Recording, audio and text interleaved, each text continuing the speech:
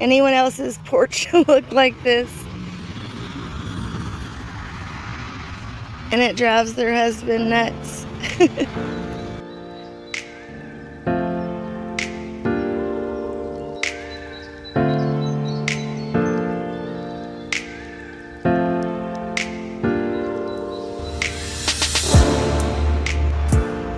Look at this bed, looking beautiful. I was just editing a video from almost 2 months ago, and I can't believe the difference in just 2 months. These Supertunia Vistas, the bubblegum and the silverberry are absolute beast of plants. I just got my limelight hydrangeas planted. I'm gonna put a third one when I finally get this other fruit tree moved. I'm gonna put these miniature roses in another bed, and from now on this is gonna be mainly pastels like pinks and whites, yellows, lavenders. I've got one of my denim and lace Russian sages planted, and then the other one over here still needs to be planted. We've got some echinacea, yarrow, we've got some sunflowers, we've got lots of bulbs. We've got gladiolus bulbs, and behind there we've got some there. We've got some lily bulbs there and there. It's awkward because we have this big concrete slab right here where I think an air conditioning unit used to be, and so it's hard to plant anywhere close to it really. But I am very happy with how this bed is looking and filling in. I used a couple white, like regular, like store brand petunias because they didn't have enough of the silverberry, and you can see, I knew they wouldn't be as fast growing as, you know, the others and get as large as the others. So I actually put 2 in each hole compared to the silverberries, and you can see like that one is, you know, that big. You know, that one is that big, and then we have 2 little tiny white ones. So it's definitely worth it in my eyes to spend a little bit more and get 4 times the growth.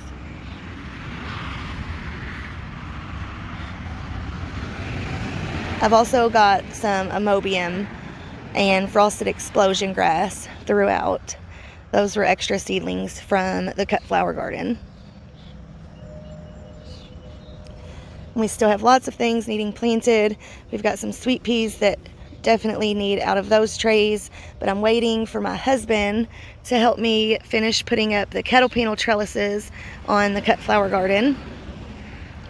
We've got our lavender here really needing out of these pots.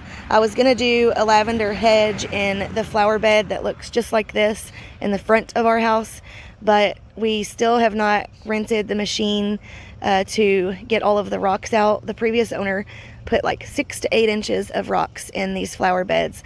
You can probably see how much this dips down, even with the little bit of soil I added.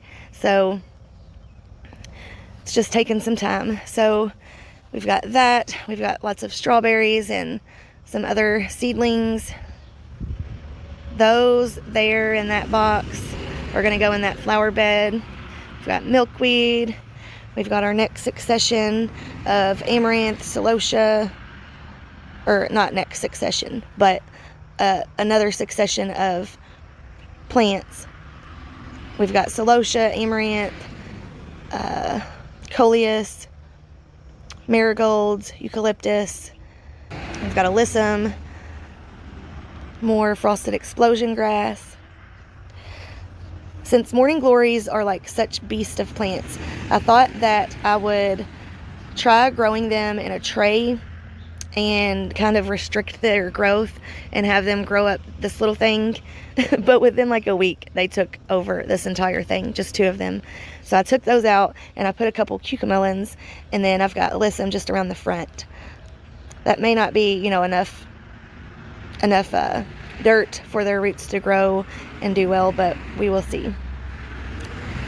We've got lots of eucalyptus, And then I've got some lemon gum scented eucalyptus that desperately need out of those little containers. I started those way back in February, I think. We've got some citronella, got some dahlias that I pre-sprouted that are like full grown plants now needing out of those trays. And then this is another succession of things for the cut flower garden. I keep saying succession, not succession, but just more seedlings that I needed to have started.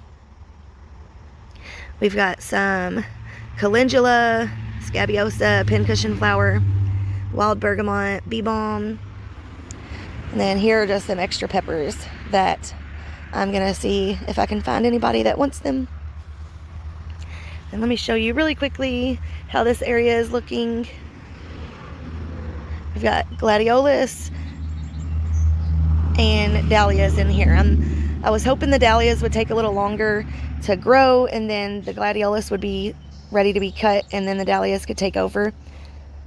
But we will see how that goes. We've got some more SUPERTUNIA bubblegums, and then these absolutely beautiful plants containers. In here I've got a rhododendron and 3 SUPERTUNIA bubblegums. And look at it. Oh, and a white, one of those little generic white petunias. And then over here, oh, and on this one and the one on that end, I have roses and sweet potato vines, as well as the SUPERTUNIAs. And the one down here was at the other end, and you can see it's much fuller and larger than the one down there. And I think the one down there was getting too much sun, because this corner gets sun all day, but those two don't get sun until midday to afternoon.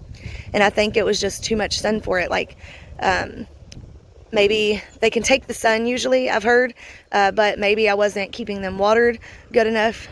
So I figured I would switch those two out.